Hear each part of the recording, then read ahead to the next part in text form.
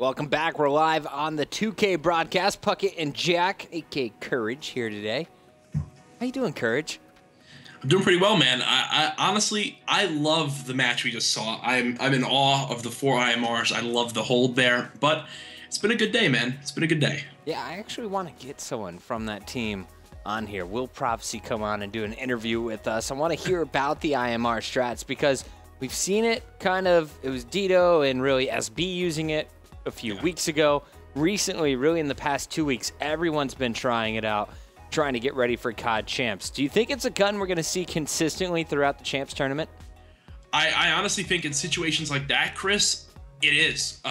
When you're holding a lead, it's just something that gives you more and more of an advantage, especially in those certain situations where on a map like Biolab, that drone is in the middle of an area where you have no cover or very little cover.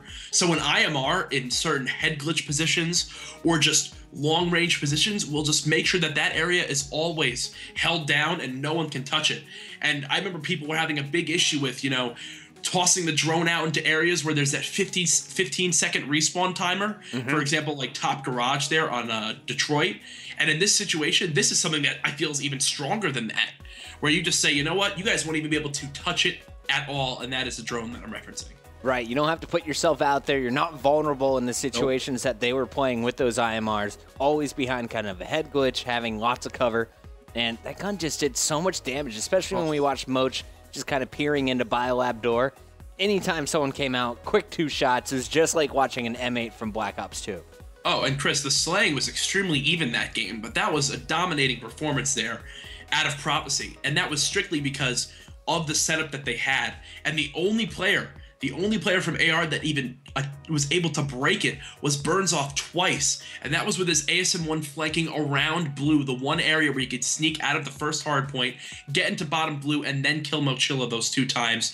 Outside of that, though, the only way I could see teams being able to break that is, 1, having better IMR shots than the opposing team and running those and just kind of beating them, or 2, rocking double, like single or double smoke, and really just flooding the map and just causing like craziness. Right. And then utilizing the ASM-1 with overclock and speed to just dart in there with the smoke cover, get the drone, and then just run to the opposing team's base. It is kind of crazy. I can't think of the last time I saw a smoke in competitive play. And I mean, the last time I can think of it was, I believe it was the AW Open on Elevate when Killa was running, or Killa, or even might have been Fizzer actually, on Biolab Search and Destroy with thermal, with camo, and then run out into the thermal, run out into the smoke, and shoot people on top Biolab who are sniping. It's the only time I can think of it. Right. And it might be back. Maybe it is time to bring it back. Really, when you're down by 6 points on Biolab, you're gonna have a bad time. Oh yeah. And AR just made some dumb mistakes that game. Really, in the uplink game. The first game really good. Detroit hardpoint, probably one of the best we'll see all day. Just less than 10 points separating those 2 squads, but that uplink was really one-sided. Prophecy showing they just know what to do with the objective much better than AR. So. Yeah. Prophecy coming into Champs in the North American Regional Finals. Do you think they're definitely one of the top 14 to go through? I mean, I'll say this, Chris. If the meta keeps evolving into an IMR type of meta now, where we see that gun used a lot, when you've got Ricky and Mochilla on the same team, yeah, you're making a good case for yourself. If this team continues practicing and utilizing that teamwork, and this is a group of guys, Chris, who have throughout this entire AW season so far have kind of just been floaters. I mean, like Embo's, where's he really been? He teamed with obviously Synergy, and that pickup squad did great. We've seen Mochilla just dominate online. Ricky's been all over, like been with Prophecy, yeah, but even that's been kind of shaky. This is a team that wants to prove themselves, and if they work as hard as they can, I definitely think that they could be one of the top 4 teams. Honestly. Well, I'm excited to see how far they'll go in this tournament. We know they're in the top 8. Prophecy, we just found out, will be playing against Envy. Here is an updated look at our bracket. Optic did get through to round 3. They'll be playing Echo currently. We also have the FaZe Black squad going up against Aware. You know, this one is 50-50. We got Proofy and Sensor playing with Felony and Octane, excuse me. But Men in Blue, that's Envy, going up against our Prof team. here in the quarterfinals is the match we'll try and get into next. We also have a look at what's going on. Denial officially did move past DA below 0. They are in our top 8, waiting on either Rise or TK. And then at the very bottom, last set of matches, we have SB going up against Gravity, who took out Stunna. Our Stunner team, number 7 overall, taken out by number 26. What do you think about that match? Honestly, that's just one of those where it's just that I think is the perfect example of the best of 3. I don't know if it went. Kana, Dunn, and Holler. They love that A sound. They just, I think that's a perfect example of the best of 3. I didn't get to see the series. If it went 3 games, then for all we could have seen was, a fluke win in game number 1 because of host against SB. Then SB answered back, and then game 3 they utilized their host again in Search and Destroy, and they took it. But it's a tough loss for the boys on SB. They're a team who you've seen Neslo say, man, we're going to do huge things here. Well, SB's actually still in it. It was Stunner who went out there. Oh, Stunner. Whoops, I apologize. You're good. You're good. Completely switched things. With Stunner, either way, these are teams that need to do well in these pro point weekends. They need to go big for their team, and maybe Legal and the guys aren't fully set up yet with in regards to teamwork, but it's basically the old Denial squad coming back here for the most part. So wish them best of luck, but losing to Shaka, Connor, Dunn, and Holler is not what they wanted today. Yeah, Legal, Fears, Perplexed, and Vexy Poo from that Stunner lineup. That's a team that we're going to see at the North American Regionals as well. Hopefully they can get something, get whatever happened today figured out, ironed out, and fixed, because those 4 players should not be losing to a top 26 team. Our other match, Orbit versus FaZe, still going on in that bracket. So I'm expecting SB versus FaZe. We already know that it's going to be Denial versus either Rise or TK. I'm going TK on that one. Yep. And then, of course, Envy versus Prophecy. After watching Prof, I think Prof is going to win this next one if it's a best of 3. In our quarterfinals, though, is it a best of 5? It is a best of 5. It looks like it is. Okay, so here, give us a map rundown. What are we going to see here in this best of 5? So we're going to see Hardpoint Retreat, Search and Destroy and Recovery, CTF on Ascend, Uplink on Detroit, and Biolab Search and Destroy.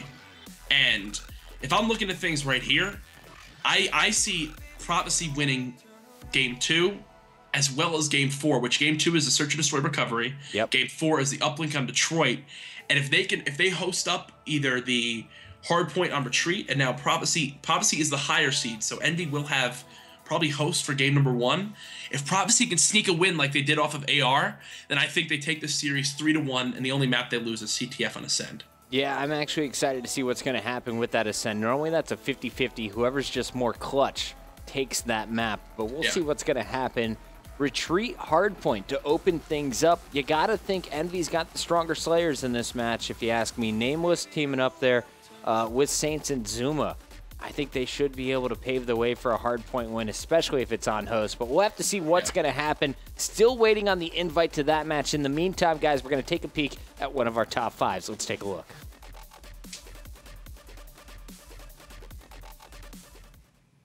MLG Top 5. I'm Chris Bucket, counting down the top 5 community plays from week 1 of Advanced Warfare. Here at number 5, it's King J Huffy hitting the 1-bullet collateral in a 2v2 to win the round.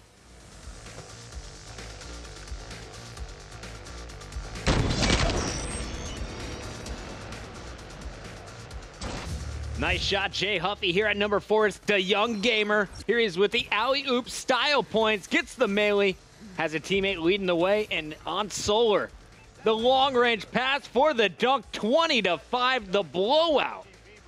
At number 4, coming in at number 3 next, though, we got Zick Chronic first. Your slam cam coming in.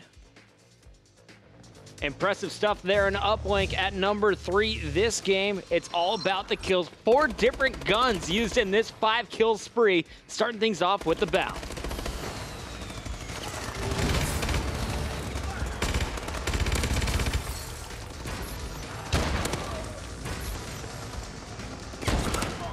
This man is a god. Going for the medals and getting it. That's Zychronic. At number 2, it's Looney Rogue, and he has one hell of a 7-kill spree. Check him out on Solar.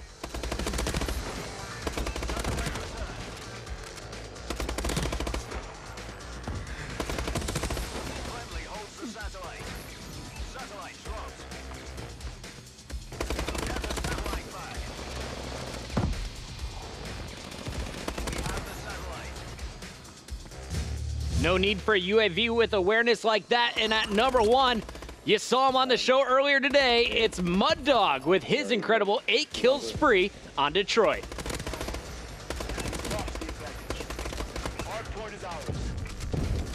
One in the hill. Got brown door. One still trailer somewhere. I'll go. In the back, in the back, in the back. Let's stay going. Muddy's in there. Someone pick this man up. Mud Dog is a beast. MLG.tv/submit is the place to send in your plays. Do it now and be featured in my next episode.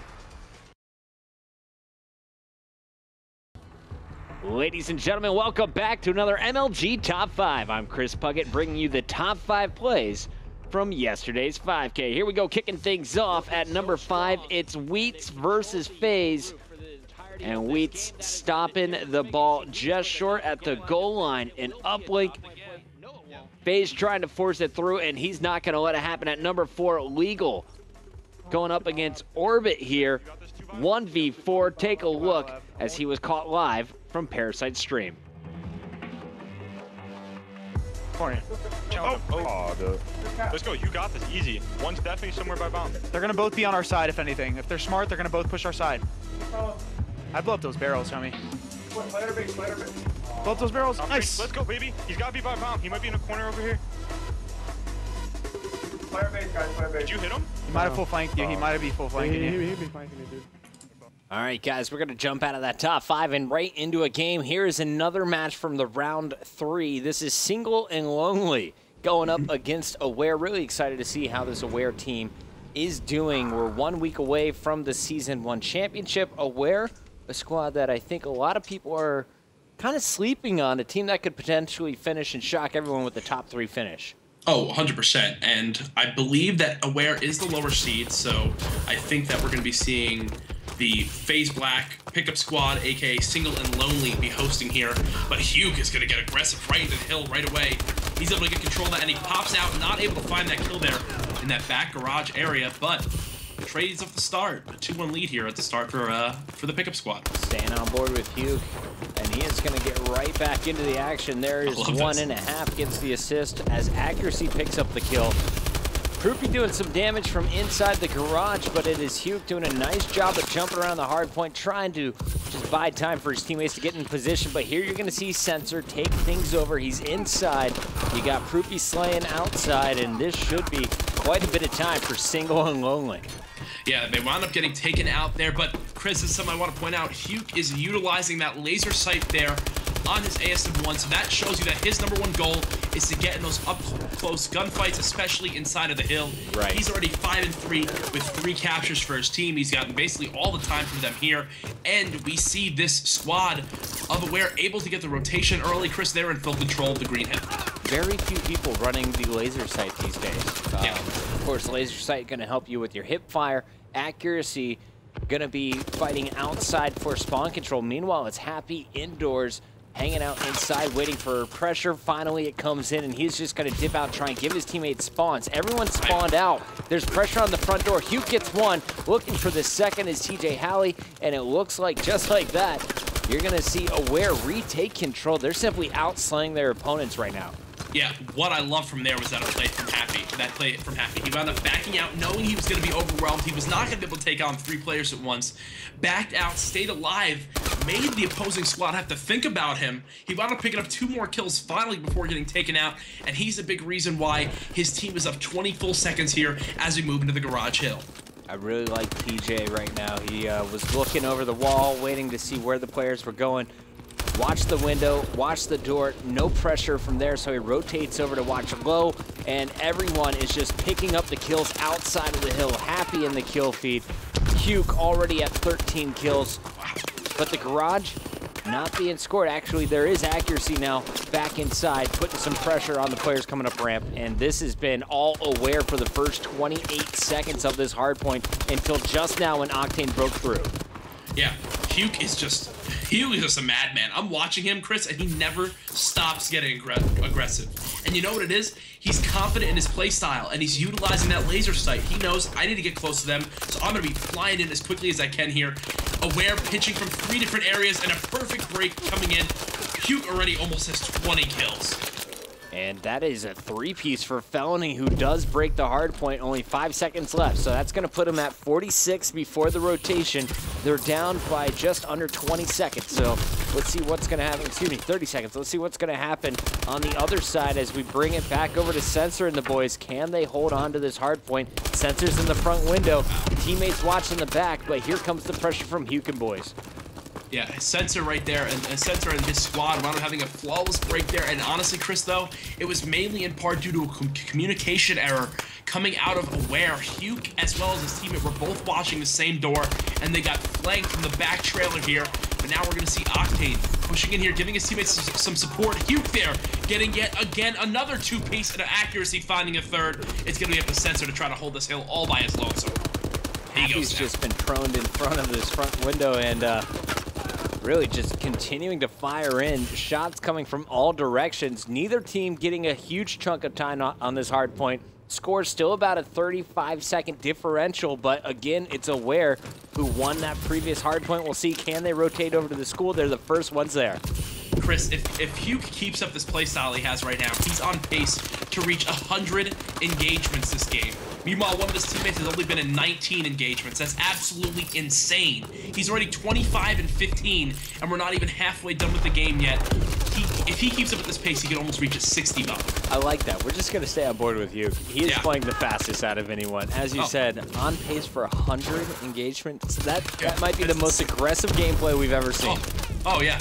And I mean, he's already got 5,000 to score almost, with his teammate having just above 2,500. So he's doing everything for the squad right now, and it's a big reason why his team is up by 35 plus seconds here. And look at him, Chris. He just flew in from mid-doors, finding the 2-piece. Proofy able to answer back with a 2-piece of his own. Sensor trying to battle back, only gets one. Octane floods in now. The single and lonely crew down by 30 seconds from the last 2 hard points, now 88 to 115. Still battling, but down 25 as we're down to our last 5 hard points. Sensor on your screen, fighting outside, won't be able to hold it down. Octane now pushing in, gonna be met by accuracy from behind. So it's Aware with control once again here at the Center Atlas building. And I'm thinking if everything stays on this pace, we're definitely going to see Aware run away with it. Hugh is not slowing down at all. Oh, not at all. And what we just saw there actually was a big kill missed by Felony. He was almost about to get the 2-piece there inside that middle hill to break it, but unfortunately he just lost it. The one player wound up ducking behind the corner, and he wound up getting taken out there. And as we see, all things are just falling apart here for that pickup squad. They're now down by over 30 seconds here. Can TJ find the other? No, he does not, but there's his teammate Accuracy coming in to clean it up. Trading going back and forth here. Now, Aware in full control of the spawns, Chris. That's the big difference maker here on this green hill. Happy already inside. It's going to be picking up time for Aware. As we're down to our last 4 hard points, you can see his teammates watching the perimeter. And they have the flank being pressured. Big kill went down. Felony was trying to flush everyone out. Instead, Aware is going to hold on to the spawns. Our blue team single and only spawning way out. This is domination from Aware. Yeah, Hugh had no health there for about 14 seconds straight. Was able to pick up 3 kills. Finally here, they're in control of this hill, but now we're seeing the spawns in control of the pickup squad here. Hugh still alive, though, in this green building, finds yet again. Oh, no, he gets taken out there by Sensor. A great drop shot coming in from him. But they have a full minute lead here, Chris, with only 3 minutes remaining. Happy finds 2. Can he find the 3rd? Staying alive, and Hugh gets that headshot, Chris. They're just getting the entry kills they need. It sounds like all we're doing is praising them, but there's nothing else to do for praise them. I'm not stopped.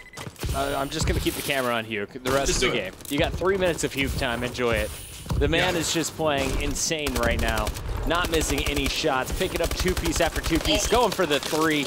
Won't be able to finish it, but what a performance so far. Looking at 41 and 28. He still has 2.5 minutes to go. Could go for a 60 bomb realistically. Yeah, and Chris, mind you, to anyone watching, I believe he's still 15 years of age, which is absolutely insane. I mean, he's doing this stuff. He knows how to break down the game. He knows the reason he's playing this aggressive, and it's single-handedly because he has this laser sight on.